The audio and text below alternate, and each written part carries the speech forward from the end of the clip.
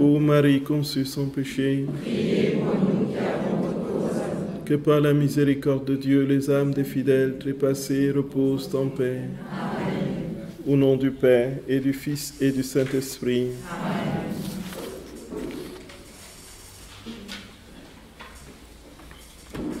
Chers frères et sœurs bien-aimés dans le Seigneur, nous commençons notre journée de retraite et nous avions parlé hier de cette grâce du don de la divine volonté que le Seigneur faisait aux créatures en ce temps et qui était déjà contenu dans l'Écriture, tant dans les prophéties que dans les évangiles et que dans les lettres des apôtres.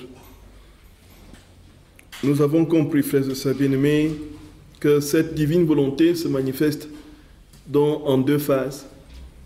Une phase collective qui n'est pas de notre ressort et que nous ne connaissons pas quand ça adviendra, et une phase individuelle qui est celle que nous vivons aujourd'hui, où le Seigneur veut que nous soyons des petits Jésus sur la terre, complètement et totalement transformés en lui.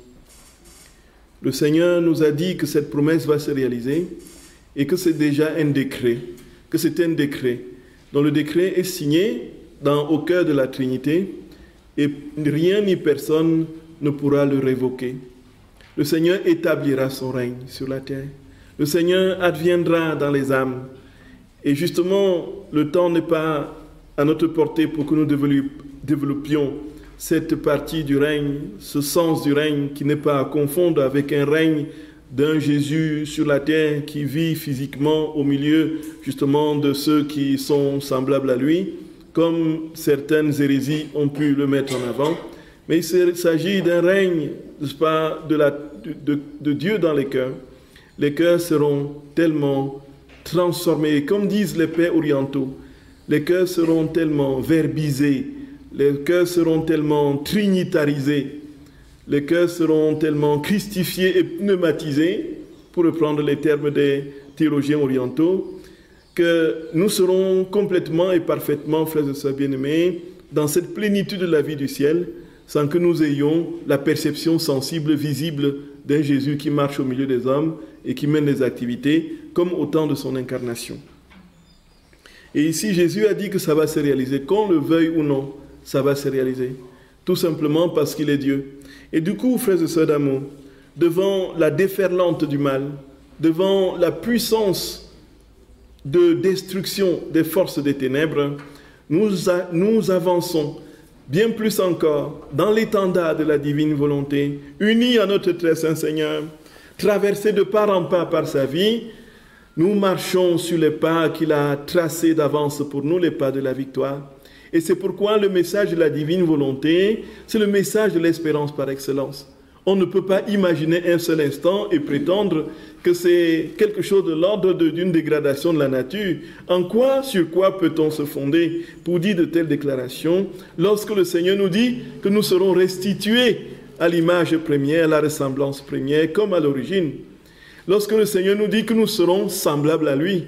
Lorsque le Seigneur nous dit que nous aurons, n'est-ce pas, les âmes complètement cristallines, traversées de part en part par la vie divine, de sorte que cette vie affectera nos corps. Nous serons véritablement des êtres transfigurés. La lumière taborique qui a traversé le cœur, le corps, l'âme, l'esprit de notre très saint Seigneur au moment de la transfiguration, ce nous sera donné en partage. Et nous allons éclairer les univers, frères et sœurs d'amour. Et nous allons éclairer les univers. Les cœurs seront complètement, progressivement changés. Et nous verrons là où le désespoir a pratiquement régné pendant des siècles et des millénaires, nous verrons surgir la conflagrante lumière divine qui, jaillissant de nos actes dans la divine volonté, vont éclabousser les ténèbres et rendre la lumière divine présente. Il n'y aura plus de nuit, il n'y aura plus qu'un seul soleil, le jour de Dieu qui règne dans les cœurs et les âmes. Gloria, Gloria, frères et sœurs bien-aimés. C'est fou, Jésus, Jésus d'amour. Jésus a dit que ça va se réaliser, qu'on le veuille ou non. Vous connaissez ce célèbre texte qu'il faut peut-être mémoriser. C'est le texte du tome 23, du 5 février 1928. où le Seigneur dit très clairement que son règne adviendra infailliblement. Voici, frères et sœurs bien-aimés, il dit, ma fille, lorsqu'Adam eut péché, Dieu lui fit la promesse d'un Rédempteur à venir. Les siècles ont passé, mais la promesse est restée et les générations ont eu le bien de la rédemption. Je suis descendu du ciel et j'ai formé le royaume de la rédemption. Mais avant de monter au ciel, j'ai fait une promesse plus solennelle encore, celle du royaume de ma volonté. C'était dans le Notre Père. Voilà. Jésus dit, c'était dans le Notre Père. C'était dans la prière du Notre Père que j'ai fait cette promesse. Et pour lui donner encore plus de prix et l'obtenir plus vite, j'ai fait cette promesse formelle dans la solennité de ma prière, en priant le Père de faire venir son royaume de la divine volonté sur la terre comme au ciel. Je me suis mis à la tête de cette prière, sachant que telle était sa volonté, et que cette prière étant faite par moi, le Père ne me refuserait rien. Plus encore, je priais avec ma propre prière pour demander quelque chose de mon propre Père, que mon propre Père voulait. Et après avoir fait cette prière devant notre Père du ciel, certain que le royaume de ma divine volonté sur la terre me serait accordé, j'ai appris cette prière à mes apôtres, afin qu'ils l'enseignent au monde entier, et que le cri de chacun soit entendu, que ta volonté soit faite sur la terre comme au ciel. Je ne pouvais faire une promesse plus certaine et plus solennelle. Les siècles ne sont pour nous qu'un seul point, mais nos paroles sont des faits et des actes accomplis. Frères et sœurs d'amour, ici, dans ces paroles de notre Seigneur, qui est juste à la moitié du texte du tome 23 du 5 février 1928, nous avons le condensé, alors un condensé divin de tout le projet que Dieu a sur l'humanité. Le Seigneur dit très clairement, si nous nous souvenons, frères et sœurs d'amour, nous voyons que la seule prière que Jésus ait enseignée à ses apôtres, c'est la prière du Notre Père. C'est la seule prière explicite qu'il ait enseignée. Il demande tout le temps, comme on peut le voir, dans Matthieu, dans Luc, dans Jean, priez, veillez et priez. Priez sans cesse. Il multiplie les paraboles pour dire de prier, veillez et priez. Vous ne savez ni le jour ni l'heure. Veillez et priez pour ne pas entrer en tentation. L'esprit est ardent, mais la chair est faible. Priez, priez sans relâche, priez. Mais on ne l'entend qu'une seule fois apprendre une prière aux apôtres. Gloria! On ne l'entend qu'une seule fois apprendre une prière aux apôtres. Et cette prière, frères et sœurs bien-aimés, c'est la prière du Notre Père. Et qu'est-ce qui se passe? Les apôtres, et même quand cette prière est enseignée, Jésus n'a pas programmé enseigner la prière aux apôtres. Si on voit bien clairement le déroulement de l'évangile, les disciples voient Jésus en prière. Jésus est dans une communion intime avec son Père. Il est dans une très grande et profonde intimité avec son Père céleste. Et voici que les disciples sont tellement impressionnés. Qu'est-ce qui est en train de se passer? On s'imagine les disciples en train de voir Jésus, frères et sœurs bien-aimés, en prière. Et nous savons que la prière de Jésus, ce n'était pas notre prière où nous faisons la prière en regardant à gauche, à droite, en regardant la lune, en regardant la lumière qui ne marche pas ou le micro qui ne fonctionne pas. Oui, un peu. Ce ne sont pas nos prières distraites. Ce ne sont pas des prières qui sont faites comme... si vous avez vu Jean-Paul II en prière, vous avez un infinitésimal pâle reflet de ce que pouvait être la densité de la prière de Jésus quand il était en communion avec son Père. Quand vous voyez Jean-Paul II tenant sa croix là, pointée, c'est-à-dire la tête posée sur la croix, il était tout simplement un bloc, une boule de prière. Vous vous souvenez, vous voyez, frères et sœurs bien-aimés, ces images qui pouvaient passer en boucle, où on voyait Jean-Paul II complètement transfiguré dans la prière. Même quand la foule criait « Hurrah » et poussait des cris de toutes sortes, Jean-Paul II était comme... Nous imaginons, multiplions cela à l'infini pour imaginer quelle était la prière de Jésus quand il était en train de prier à son Père. Et donc les disciples étaient à côté, ils étaient émerveillés, ils disaient « Mais qu'est-ce qui est en train de se passer? Que fait-il? Il y a certainement quelque chose qui est en train... » Il s'avance vers lui, dit « Enseigne-nous à prier. » Et donc il sort de sa prière, il leur enseigne le Notre Père. Et Jésus dit que cette prière, la seule qu'il faisait véritablement, et quand on regarde et quand on parcourt l'Évangile, les véritables seules intentions que Jésus ait adressées à son Père, c'est ce qui est contenu dans le Notre Père. Et très clairement, c'est quoi? C'est la glorification de son Père. Notre Père, que ton nom soit sanctifié. La demande de la venue de son règne, que ton règne vienne et que ta volonté soit faite sur la terre comme au ciel. Et puis il demande que tous les hommes soient convertis, que tous les hommes parviennent au salut. Ne nous laisse pas entrer en tentation, mais délivre-nous du mal. Et le mal ici, frères et sœurs, quand on va au texte grec, c'est le mot poneros. Et le poneros n'est pas le mal au sens dilué, comme nous pouvons le percevoir et l'entendre dans les vices, ou bien le mensonge, ou encore les pensées, les critiques et tout ce que nous pouvons faire comme péché. Le mal ici est le mal avec grand M, c'est le poneros, c'est le mal personnifié, c'est la source même du mal. Délivre-nous du diable, délivre-nous de Satan, voyez un peu. Et donc, si nous sommes complètement délivrés du Satan, que si nous sommes entièrement imprégnés de cette vie de Dieu, si son règne, si son nom est glorifié, frères et sœurs bien-aimés, le ciel est établi sur la terre. Et nous allons comprendre, lorsque nous sommes, frères et sœurs d'amour, dans la divine volonté, nous comprendrons très progressivement, le Seigneur prendra le temps qu'il faudra pour nous faire comprendre que les seules véritables réalités qu'il faut demander au Seigneur de tout son cœur, de toute son âme et de toutes ses forces, c'est que son règne advienne, c'est que son nom soit glorifié et que toutes les âmes parviennent au salut. Voyez, frères et sœurs d'amour. Si après 10 ans dans la divine volonté, 15 ans, je me rends compte que je suis toujours en train de demander, donne-moi le pain, fais que un enfant devienne un grand ingénieur et qu'il soit pilote de ligne, qui conduise le 777, voyez un peu. Oui. Fait que j'ai justement que ma maison secondaire au bord du truc, voyez, que ce ne soit pas noyé dans la tempête.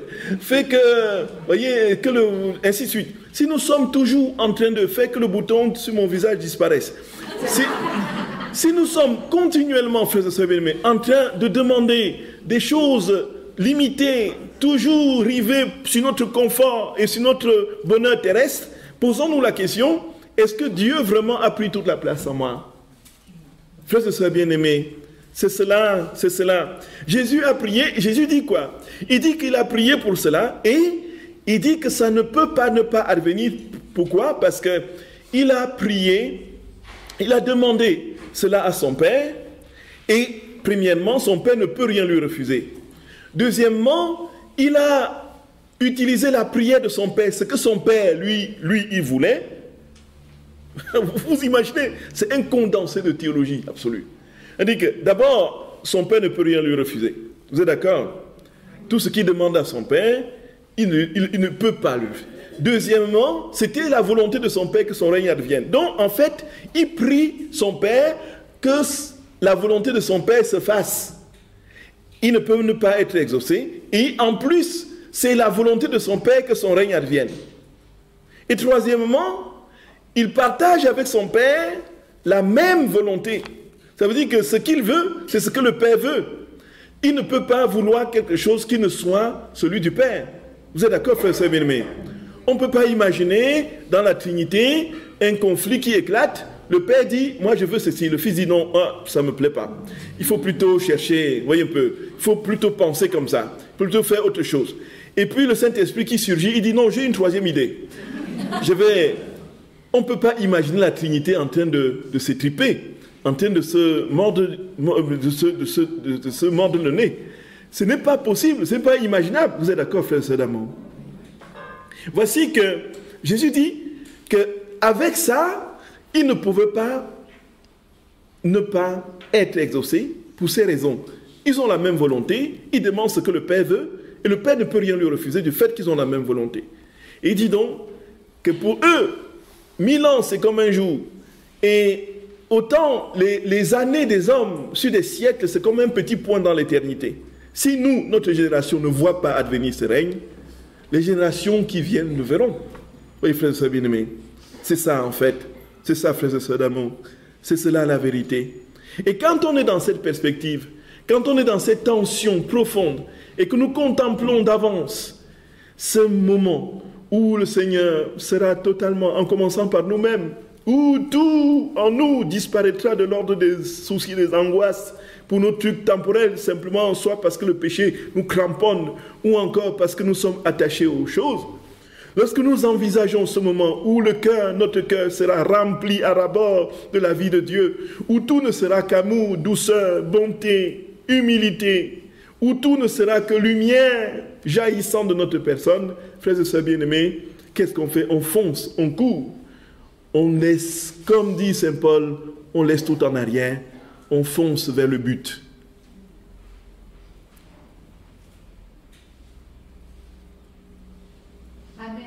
C'est inouï. C'est inouï. C'est inouï, frères et sœurs d'amour. C'est inouï. C'est inouï. Il n'y a pas de nom. Je vous assure, frères et sœurs bien-aimés du cœur de Jésus, je vous l'assure, si un jour il m'est demandé de ne plus en parler, ce n'est pas parce que je suis convaincu qu'il y ait une seule petite erreur dans ce qui est dit là, voyez, frères et sœurs d'amour. Ce sera simplement par obéissance. C'est tellement lumineux et vrai, c'est tellement fort et puissant. Pensons-nous que Dieu qui a créé le ciel et la terre et tous les univers visibles et invisibles, que le mal lui dame les pions et engloutisse l'univers dans l'obscurité et la ténèbre, et qui reste là comme ça, impassible et attentiste, sans rien faire. Ce n'est pas possible. Vous êtes d'accord avec moi? Ou encore il n'est pas Dieu. Ou encore il n'est pas Dieu. Or, il est Dieu. Et Dieu tout-puissant. Voyez, frères et sœurs bien-aimés, dont l'amour aura le dernier mot. Il a dit qu'il va confondre l'univers. Confondre l'univers.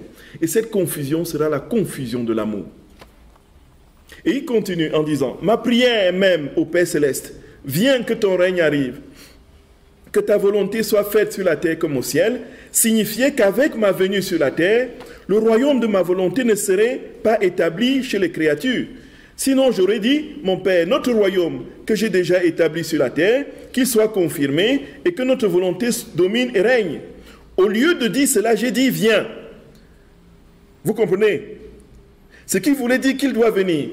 Il a dit que quand il était sur la terre, quand il a appris le Notre Père, il n'a pas dit que voici maintenant que je suis venu sur la terre, le temps de la rédemption. Et j'ai accompli toute chose, je suis mort, je suis ressuscité, et mon sang a coulé sur l'univers, et donc l'univers est restauré, l'univers vit dans la divine volonté. Est-ce qu'il a dit ça? Voilà.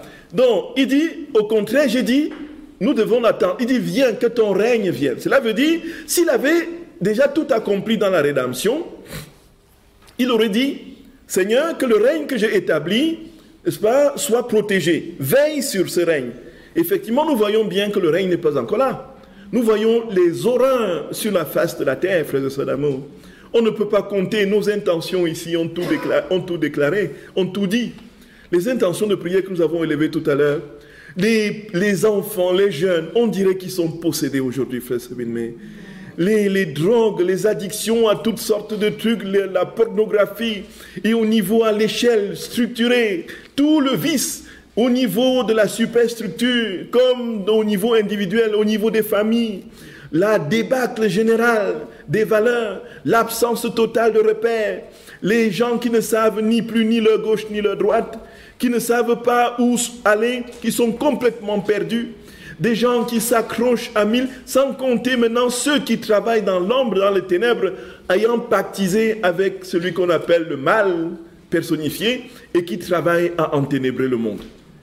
Pouvons-nous dire que la divine volonté règne sur la terre? Pour l'instant, voilà. Voilà, Jésus dit très clairement, frères et sœurs bien-aimés, il dit, au lieu de dire cela, j'ai dit viens. Donc il faut l'attendre.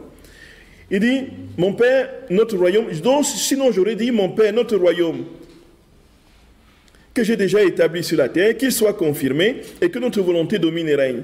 Au lieu de cela, j'ai dit viens.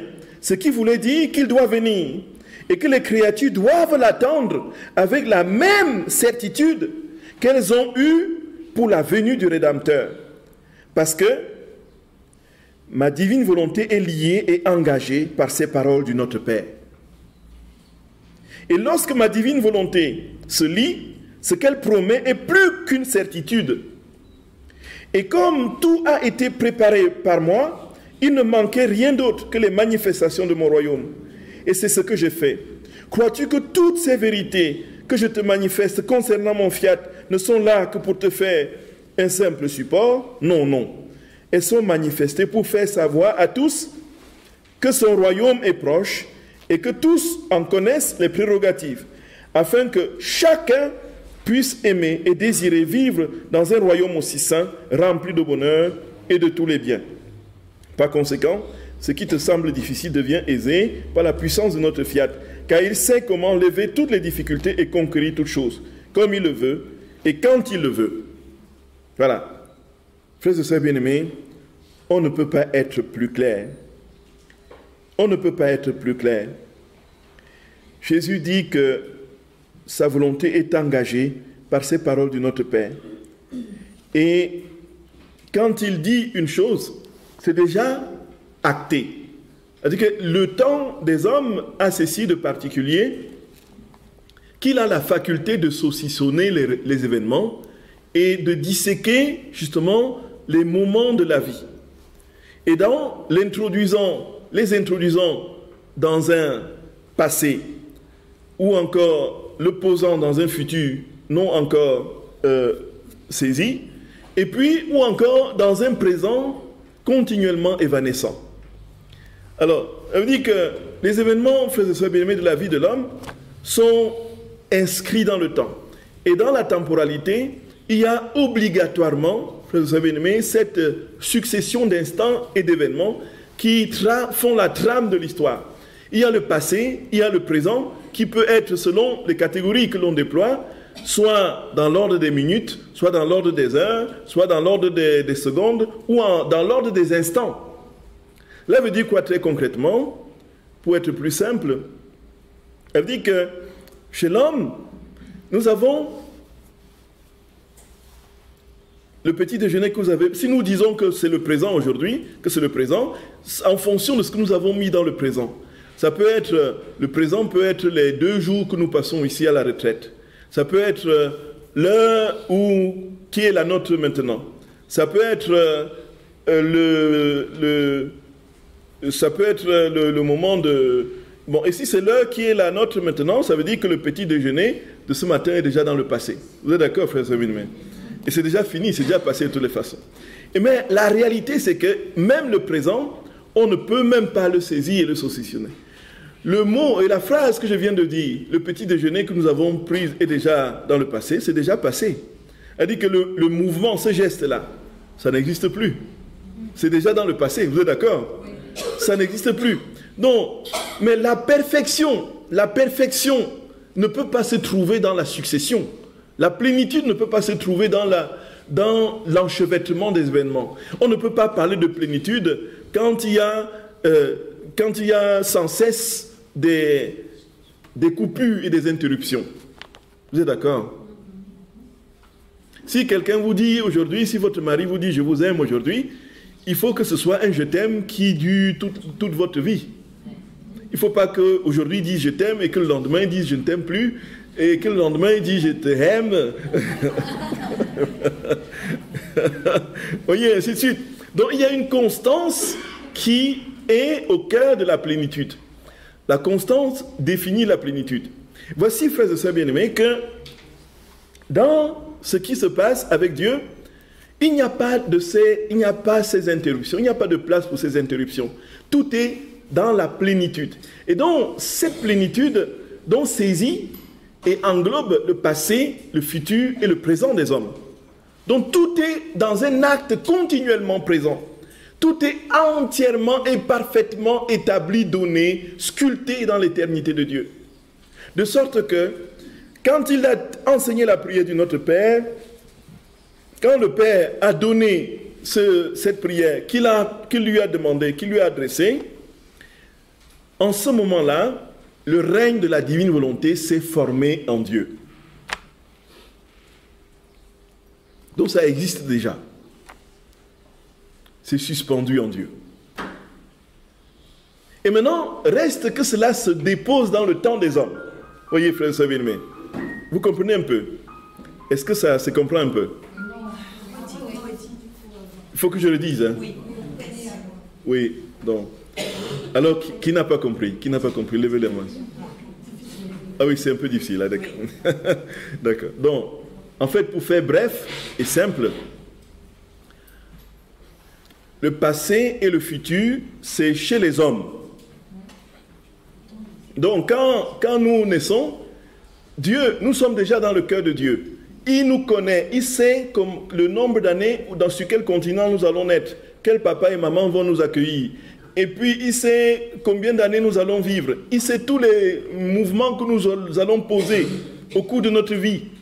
Il sait comment nous allons mourir. Il sait tout, tout. Tout est devant lui de manière parfaite. Vous êtes d'accord, frères et sœurs bien-aimés? Oui. Donc, tout est établi en lui de manière parfaite. Donc, il n'y a pas chez lui un moment où il dit, ah, qu'est-ce que Jacqueline va devenir? Qu'est-ce que Françoise va devenir? Alors maintenant, attendons la minute qui suit. Attendons l'année prochaine. On ne sait jamais.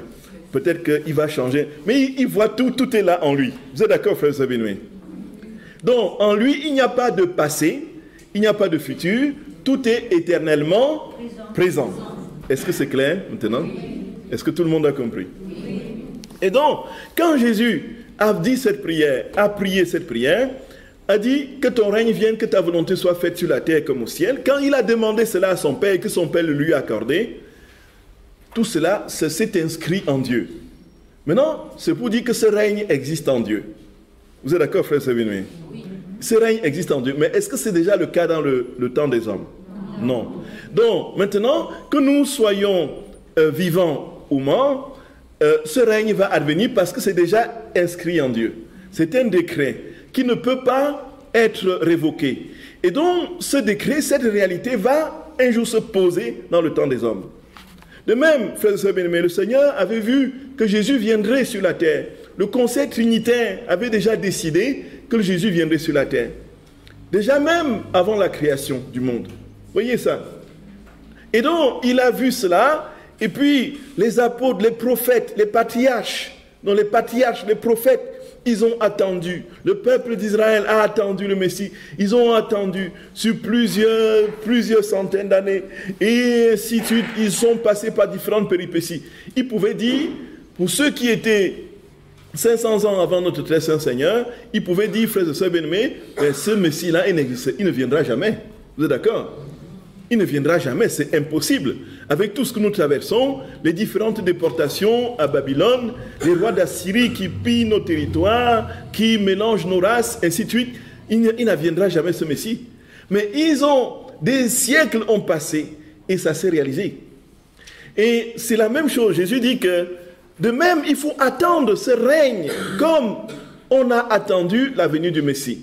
Donc ça reviendra irrévocablement. Peut-être que c'est au ciel que nous le verrons. Peut-être que c'est quand nous serons encore vivants. Dieu seul le sait. Mais toujours est-il que cela adviendra. C'est ce que Jésus dit, frères et sœurs d'amour.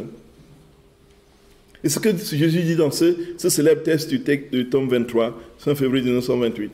Donc c'est pourquoi, frères et sœurs bien-aimés, c'est le message de l'espérance par excellence. Voyez, frères et sœurs bien-aimés. Nous proclamons dans la divine volonté que la vie a le dernier mot sur la mort, que l'amour a le dernier mot sur la haine, que la joie et la paix ont le dernier mot sur la tristesse et les troubles intérieurs. Nous disons, bref, que Dieu a le dernier mot sur l'enfer. Amen. Amen. Oui, mes très chers, c'est cela. C'est cela. C'est cela, frères et sœurs bien-aimés. C'est ça le message phare, puissant de la divine volonté. Et là, rien ni personne ne peut nous faire penser le contraire. Le Jésus le dit, frères et sœurs d'amour. Jésus le dit. Jésus le dit. Sinon, pourquoi sommes-nous chrétiens si nous croyons que ce sont les ténèbres qui vont gagner? Pourquoi sommes-nous chrétiens si nous croyons que c'est le mal qui va triompher? Je suis chrétien parce que Jésus a vaincu la mort. N'est-ce pas? Nous sommes chrétiens parce que Jésus a mis définitivement un terme. Et Saint Paul peut dire dans la première épître aux Corinthiens au chapitre 15, « Ô mort, où est ta victoire? Ô mort, où est ton aiguillon? La mort a été engloutie dans la victoire. » Voilà, frères et sœurs bien-aimés, notre credo. Voilà notre étendard. Je suis chrétien, voilà ma gloire, comme disait ce chant ancien. Je suis chrétien, voilà ma gloire, mon espérance et mon soutien, mon chant d'amour et de victoire. Je suis chrétien, je suis chrétien. Voilà la divine volonté, frères et sœurs bien-aimés. Nous sommes chrétiens parce que Dieu a le dernier mot sur l'histoire humaine. Dieu a le dernier mot sur le mal. Et alors, frères et sœurs bien-aimés, essayons de comprendre ce que Jésus donne comme explication du sens de la prière du Notre Père. Donc, il faut dire très clairement, frères et sœurs bien-aimés, que c'est le fondement des fondements. Et si on vous pose la question, c'est quoi la divine volonté? Vous dites que c'est l'exaucement de la prière du Notre Père. Vous terminez comme ça et puis vous êtes tranquille, quoi. Voyez, vous n'entrez plus dans les discussions. Vous dites, allez prier le Notre Père et comprenez ce que ça veut dire. Voyez un peu. Vous posez la question, qu'est-ce que ça veut dire que ton règne vienne? Qu'est-ce que ça veut dire que ta volonté soit faite sur la terre comme au ciel? Alors c'est ça en fait la divine volonté. Voyez. Et c'est comme ça, frères et sœurs bien-aimés, c'est ainsi, on ne peut pas faire autrement. Et dans toute l'histoire de l'Église, combien de saints ont prié pour que vienne ce règne? Combien de saints, combien de prophéties y a-t-il eu pour l'avènement du règne? La nouvelle Pentecôte dont on parle, ce jour où nous serons tous véritablement remplis de Dieu, les prières de l'Église pendant la messe, que ce soit les collectes, les secrètes ou les prières de post-communion, il y en a tellement de quantités, on pourrait les énumérer, et qui demandent la venue du règne. C'est quoi la venue du règne finalement? Puis on va dire que vous parlez de la divine volonté parce que vous parlez de la venue du règne. Mais c'est quoi alors? C'est dites-nous, tu pries pour le règne. Comment est-ce que le règne va revenir? Prie le Notre Père et tu comprendras. Oui, oui, c'est simple, oui. C'est tellement simple. C'est tellement simple, vous voyez. Ah, mon Dieu. Et on va nous dire quoi encore? C'est simple.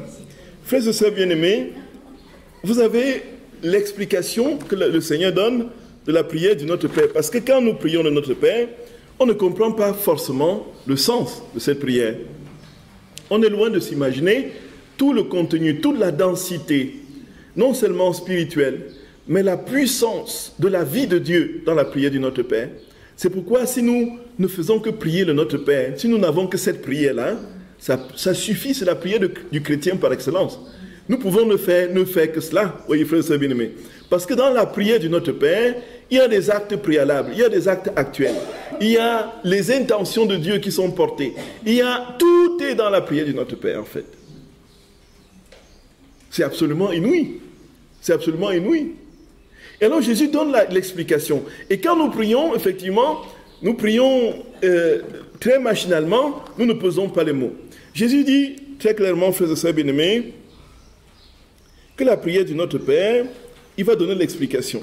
Et si la grâce nous est donnée, un jour de faire une retraite sur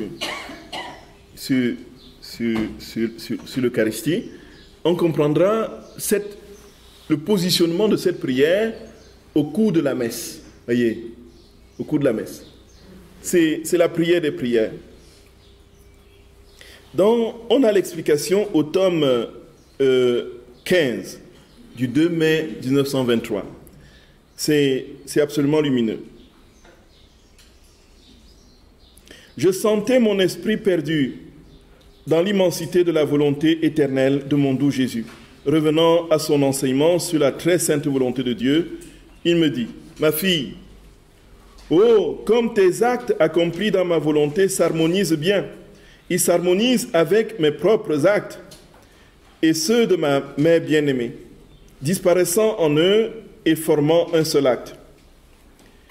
C'est comme le ciel sur la terre et la terre dans le ciel, l'écho de l'un dans les trois et les trois dans l'un, de la très sainte Trinité. Oh, comme cela est doux à nos oreilles, comme cela nous ravit, à tel point que notre volonté descend du ciel sur la terre. Quand mon fiat voluntas tua, que ta volonté soit faite, connaîtra son accomplissement sur la terre comme au ciel, alors se réalisera complètement la suite du Notre Père. Donne-nous aujourd'hui notre pain de ce jour. Voyez, nous voyons bien que ton nom soit sanctifié, que ton règne vienne, que ta volonté soit faite sur la terre comme au ciel. Et c'est là alors qu'on demande, donne-nous aujourd'hui notre pain de ce jour. Voyez, donc, et ici, les commentateurs habituels disent que, en fait, il y a la partie de Dieu et la partie de l'homme. Voyez, bon, Dieu, si on ne peut pas diviser Dieu et l'homme dans la divine volonté, voyez un peu, puisque c'est la sainteté de l'humanité de Jésus qui est une sainteté portée par l'union hypostatique. La divine volonté, la nature humaine et la nature divine en Jésus sont unies. Et comme le définit le concile de Chalcédoine de 451, ils y sont unis sans confusion ni changement, sans division ni séparation. Sans confusion ni changement, sans division ni séparation. Donc on ne peut pas séparer la nature humaine de la nature divine en Jésus, on ne peut pas les confondre, et on les distingue, on ne peut pas les séparer. Et la nature humaine ne change pas en la nature divine, et la nature divine ne change pas dans la nature humaine.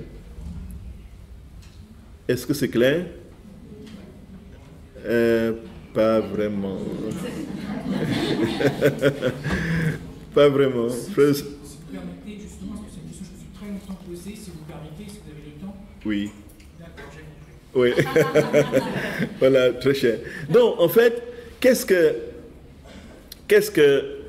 ça veut dire? Ça veut dire que la sainteté dans la divine volonté, c'est la sainteté de l'humanité de Jésus. Ça veut dire que c'est Jésus qui vient faire des choses en nous. Vous êtes d'accord? Là, tout le monde le comprend. Mais si c'est Jésus qui vient en nous, il vient en nous comment? Est-ce qu'il vient en nous seulement homme ou bien il vient seulement... N'est-ce pas, il vient en nous homme et Dieu? C'est bien ça. Est-ce qu'il a cessé d'être homme et Dieu? Puisque au ciel, c'est la seule personne de la Trinité qui a un corps humain. C'est fou. Nous imaginons, le Saint-Esprit, c'est le pur esprit. Le Père, c'est le pur esprit. Et au milieu, il y a quelqu'un qui se pointe là, avec un corps humain. Voyez un peu. C'est le Fils, c'est Jésus notre Seigneur.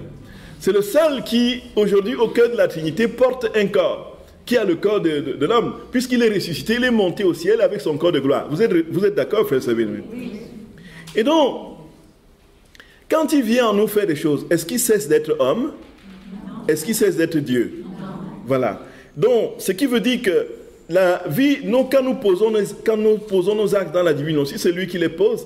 Il les pose avec toute son humanité et sa divinité. Donc, nos œuvres sont des œuvres de Dieu. Nos œuvres sont des œuvres de Dieu parce que c'est Dieu qui les pose. Et comme il est inséparable de son humanité, nous sommes unis à cette humanité et il nous donne en partage quoi? Sa divinité. Voyez, frères et sœurs bien-aimés. Et donc, c'est lui qui pose ses actes. C'est pourquoi nos actes peuvent être divins. Parce que Jésus, Dieu en nous, homme et Dieu, pose ces actes-là. Vous êtes d'accord?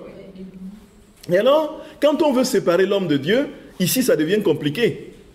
Quand on veut dire, puisque nous sommes unis, si Jésus demande des choses, d'une part, pour Dieu, pour lui-même, Seigneur, fais d'abord qu'on pense à toi. Que ton nom soit sanctifié, que ton règne, que ta volonté soit faite, et que ce soit toi, que ce soit le jeu, que ce soit toi. Et comme disent certains pourfendeurs de la foi chrétienne, ils disent qu'en fait, Dieu c'est un égotique, un égocentrique mégalomane, et absolument, voyez un peu, qui veut que tout se concentre sur lui. Donc priez-moi, aimez-moi, ne cherchez que moi.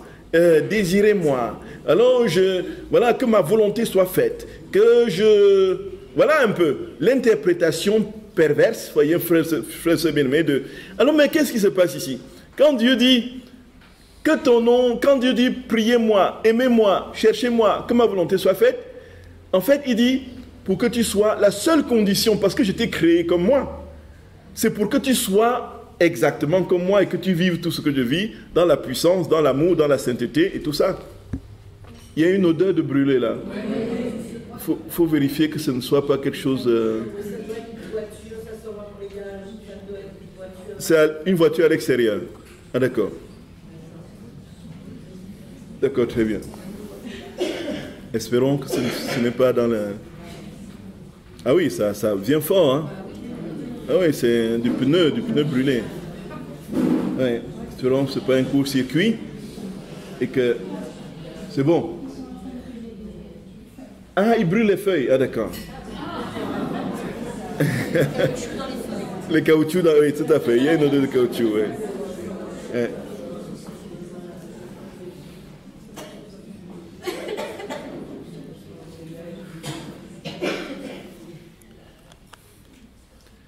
Alors, on ne peut donc pas dire que dans la prière du Notre Père, il y a une partie qui concerne Dieu et une partie qui concerne l'homme.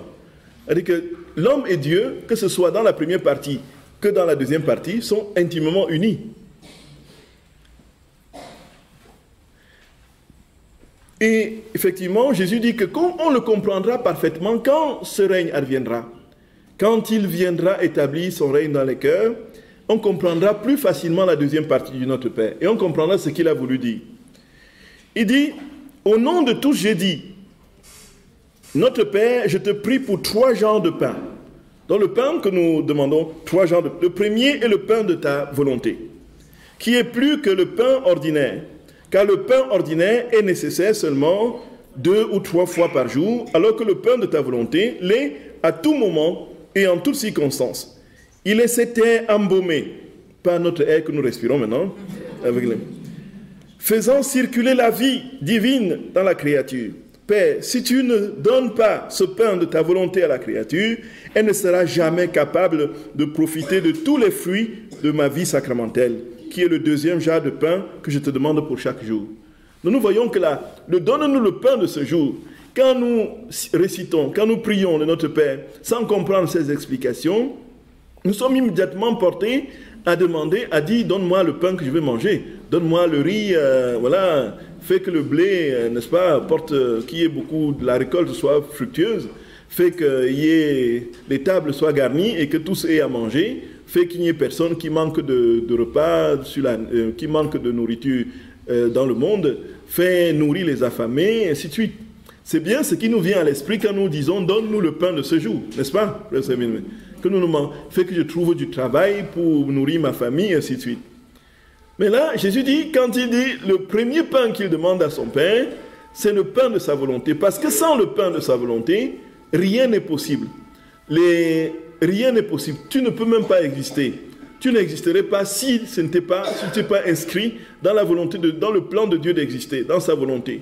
Tu ne serais pas capable de travailler, de te mouvoir. Les cultivateurs ne pourraient pas faire le champ. En plus de cela, de cette volonté qui est portée par dans sa dimension passive, où tout s'y retrouve, donne-leur de connaître qui est cette véritable volonté qui les porte et qui les accueille dans leur vie, pour en faire leur vie, pour que ma vie soit leur vie.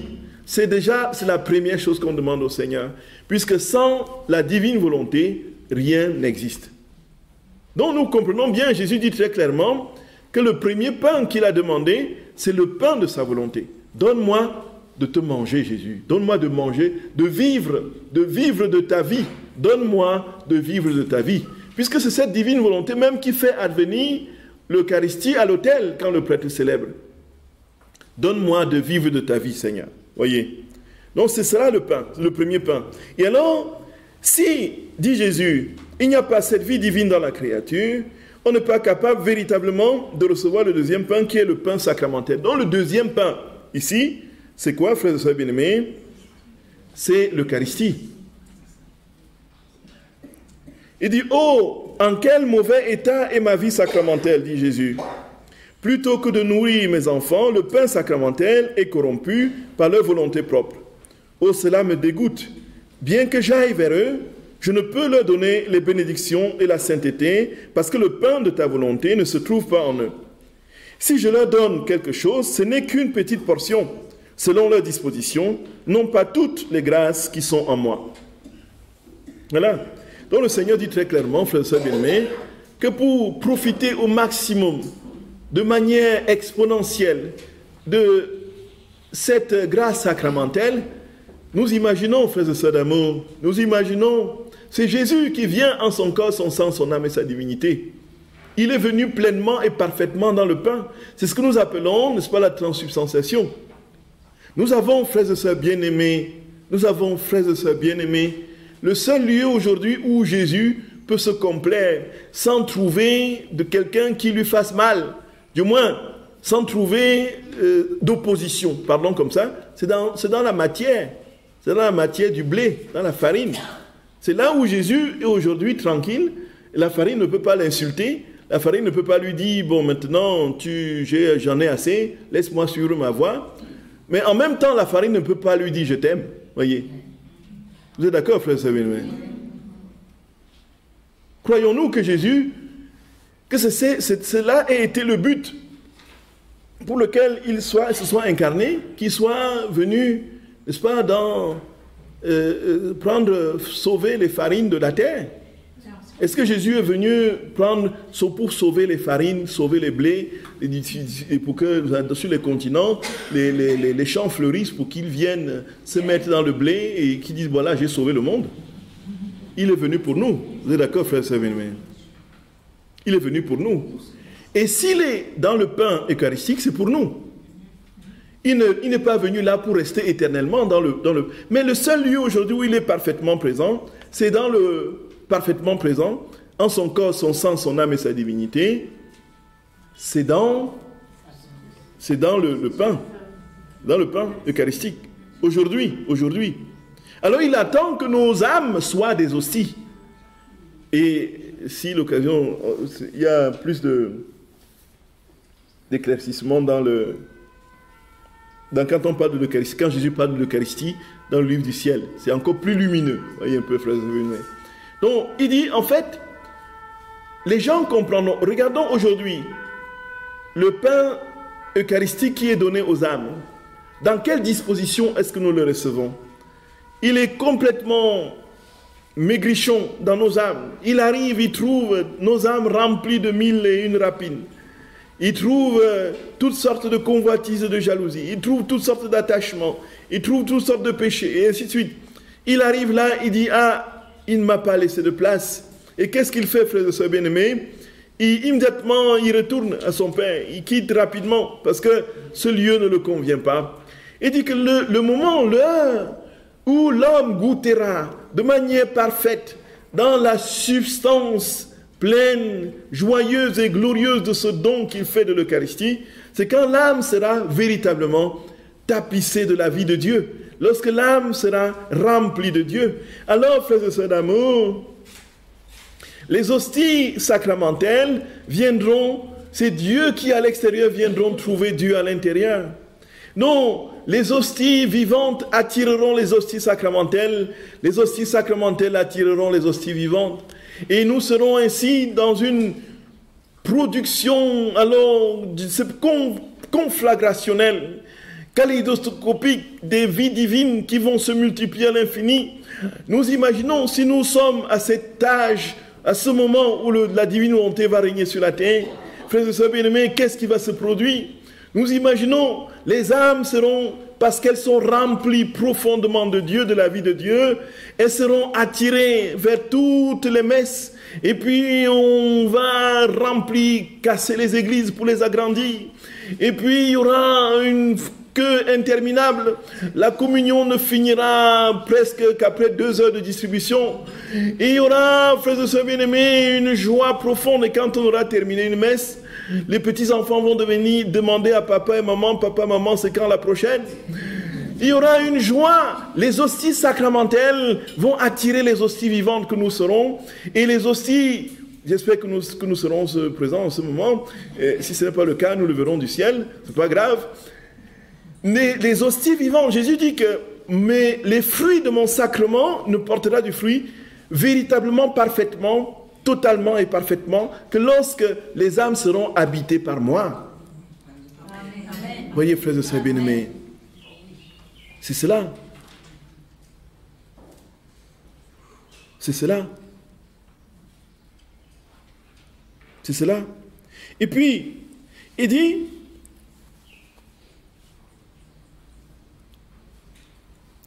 Pour leur accorder tous ces bienfaits, ma vie sacramentelle attend patiemment qu'ils se nourrissent d'abord du pain de ta volonté suprême. Le sacrement de l'Eucharistie et tous les autres sacrements que j'ai donnés à mon Église porteront tous leurs fruits et seront amenés à maturité seulement quand ta volonté sera réalisée sur la terre comme au ciel. Donc ce sera le triomphe de l'Église, tant prophétisé. Donc la vie de Dieu qui va complètement croître dans les âmes fera que tous seront attirés comme aimantés par cette présence du Seigneur dans les sacrements, et les sacrements vont connaître leur fleurissement comme jamais auparavant. Et Jésus termine en disant, après cela, j'ai demandé le troisième pain, le pain matériel. Comment aurais-je pu dire de manière restrictive, donne-nous notre pain matériel de ce jour, puisque l'homme qui aurait dû faire notre volonté prie pour lui-même ce qui est à nous.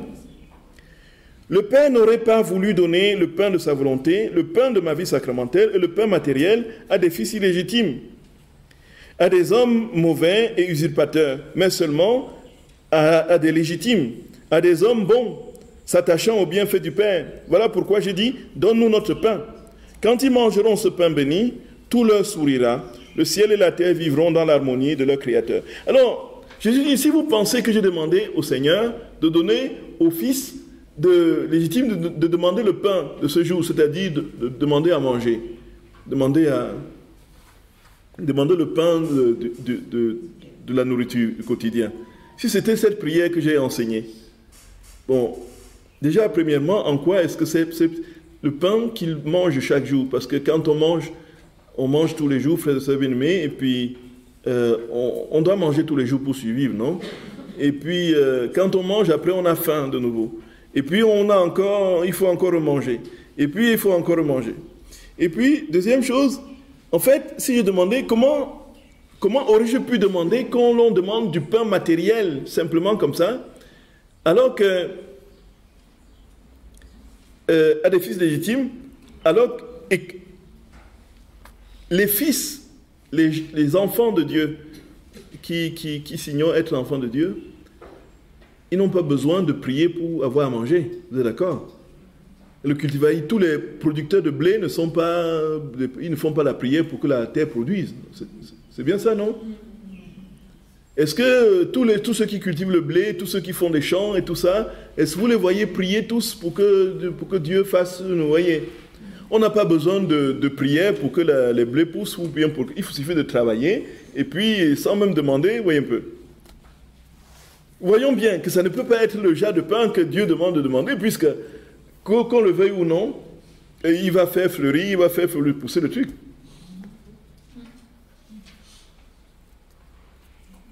Le pain matériel ne vient qu'en tout dernier. Parce que même cette vie du pain matériel qui est portée par la vie divine ne peut véritablement nous être conséquemment utile que si nous sommes en Dieu et dans le Seigneur. Qu'est-ce qui va se produire si ce n'est pas en lui? C'est le grand gaspillage à haute échelle, n'est-ce pas? Des tonnes de nourriture que l'on jette alors qu'il y a de nombreuses âmes, personnes dans le monde qui meurent de faim. Et à notre niveau individuel, n'est-ce pas? La gourmandise, on s'empiffre, chocolat, tablette sur tablette, et puis on prend le mal de cirrhose de foie, on prend voyez, ainsi de suite. Donc même le pain matériel, dit-il, ne peut nous être profitable que si nous sommes dans cette logique de la divinité. Et alors, après j'ai ajouté, pardonne-nous nos offenses, comme nous pardonnons à ceux qui nous ont offensés. Donc quand ta volonté sera accomplie sur la terre comme au ciel, alors la charité sera parfaite. La charité sera parfaite. Le pardon aura un caractère héroïque, comme lorsque j'étais sur la croix. Cela se produira lorsque l'homme mangera le pain de ta volonté en même temps que le pain de mon humanité. Alors les vertus seront vécues dans ma volonté, recevant la marque d'un véritable héroïsme et un caractère divin.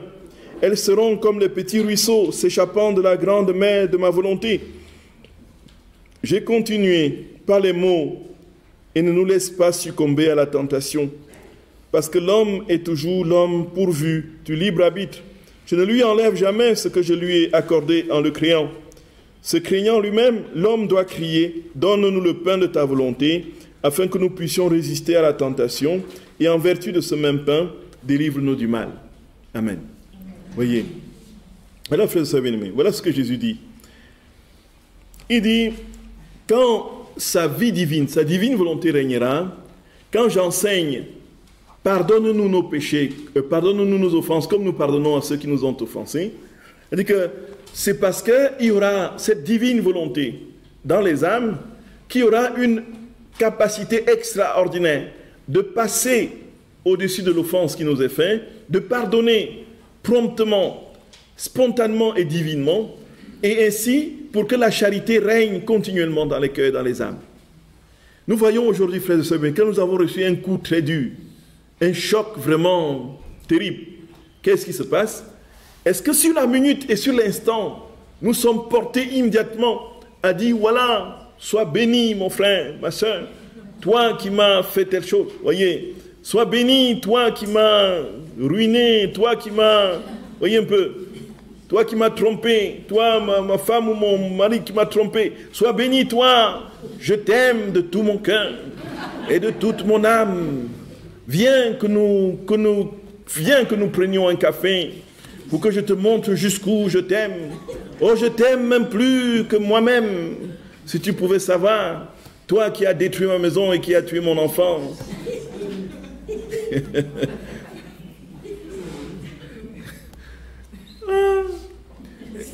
Est-ce que nous sommes capables de ça aujourd'hui, frère Sabine? Est-ce que nous sommes capables de ça aujourd'hui? Que c'est lui qui est capable de ça, qui lève le doigt et qui me dise comment il fait. Voyez? Oui. Non. Non. Jésus dit que lorsque le moment viendra, parce que la vie divine sera en nous, déjà, il n'y aura même plus ces grosses offenses qui nous seront faites. Même s'il y a une moindre offense, immédiatement la charité prendra le dessus. Et la paix, l'amour vont régner. Et frères et sœurs d'amour, nous pouvons aussi nous poser la question, et ça pourrait être aussi même carrément inscrit dans des causeries, dans une retraite. Comment savoir que nous sommes vraiment dans la divine volonté? Quels sont les signes concrets qui nous font dire que nous sommes vraiment en Dieu? Voyez un peu. Que Dieu vit en nous. Ici, frères et sœurs d'amour, il y a tout ce que Jésus dit est inscrit dans... C'est-à-dire qu'il y a une évolution graduelle. Aujourd'hui, nous sommes en évolution dans une logique d'intermittence, où nous entrons, nous sortons, nous entrons, nous sortons.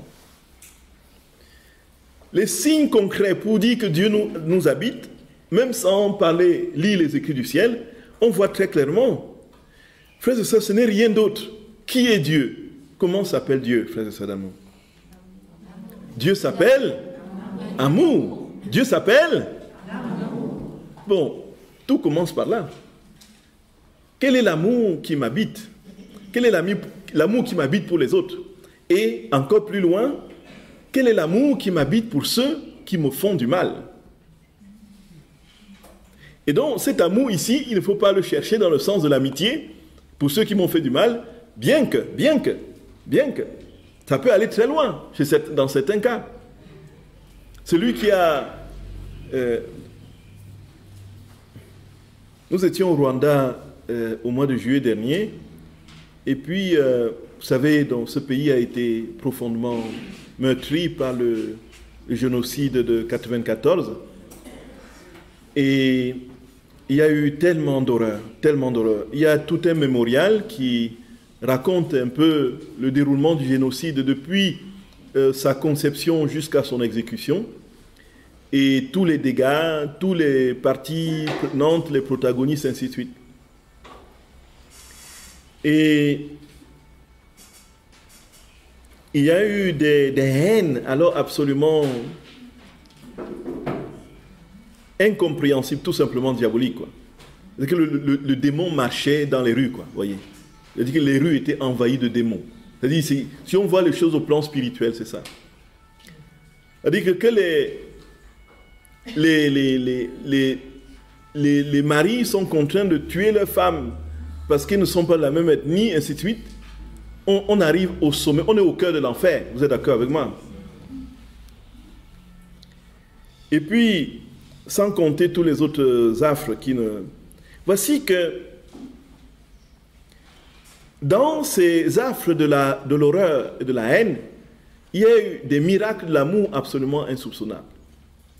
Donc, il y a le témoignage de ce prêtre qui était sur la paroisse, sur une des paroisses,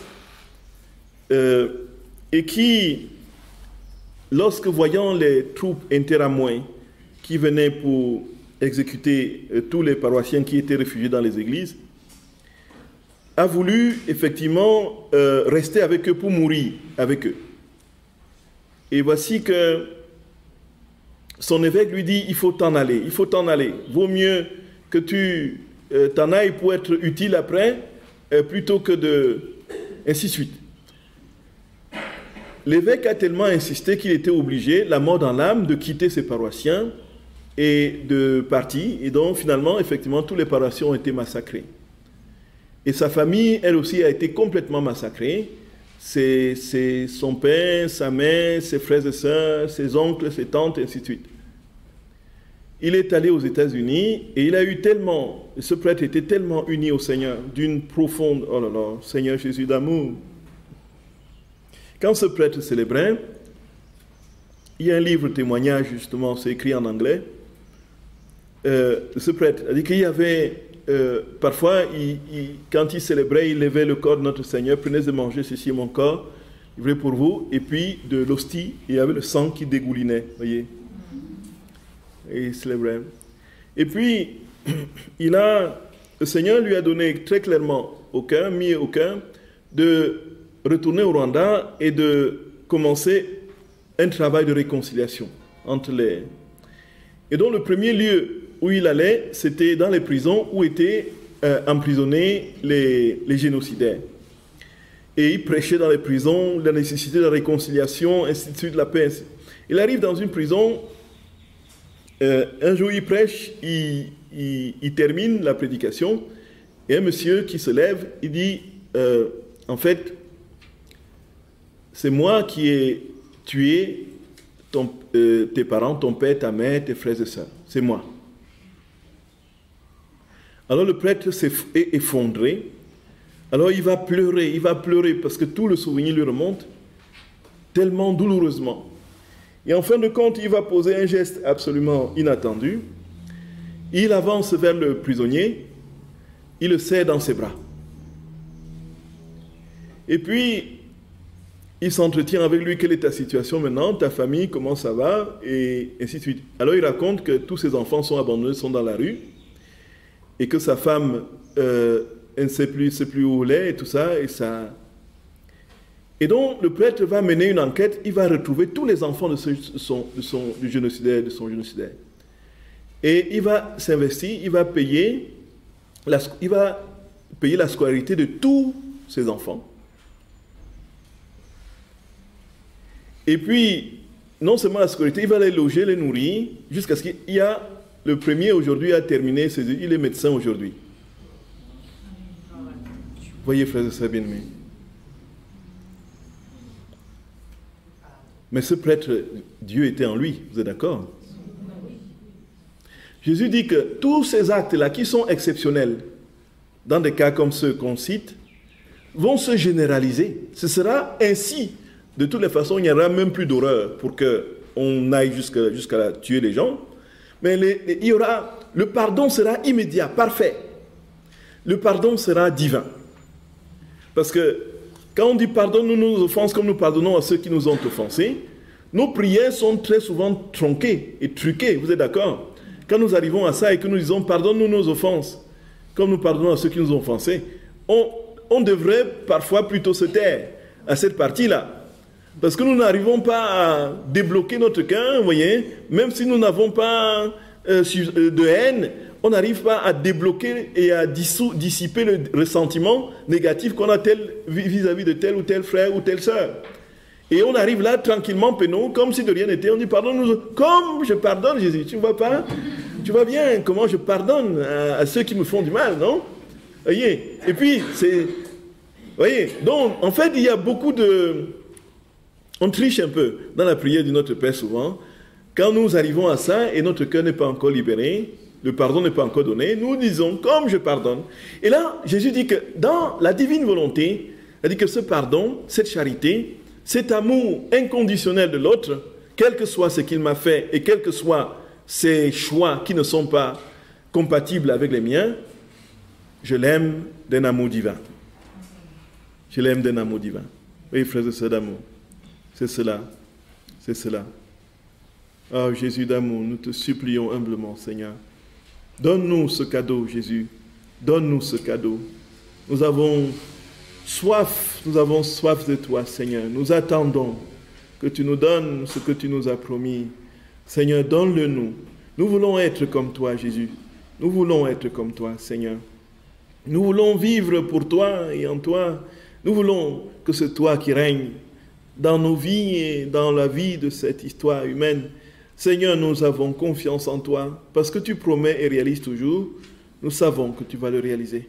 Et nous te disons d'avance merci, merci.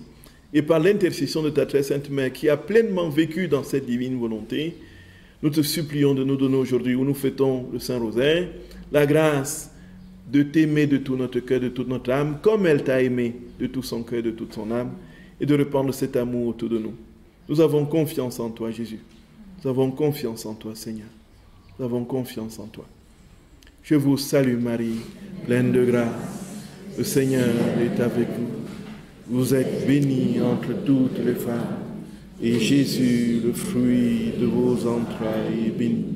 Sainte Marie, Mère de Dieu, priez pour nous pauvres pécheurs, maintenant et à l'heure de notre mort. Au nom du Père et du Fils et du Saint-Esprit.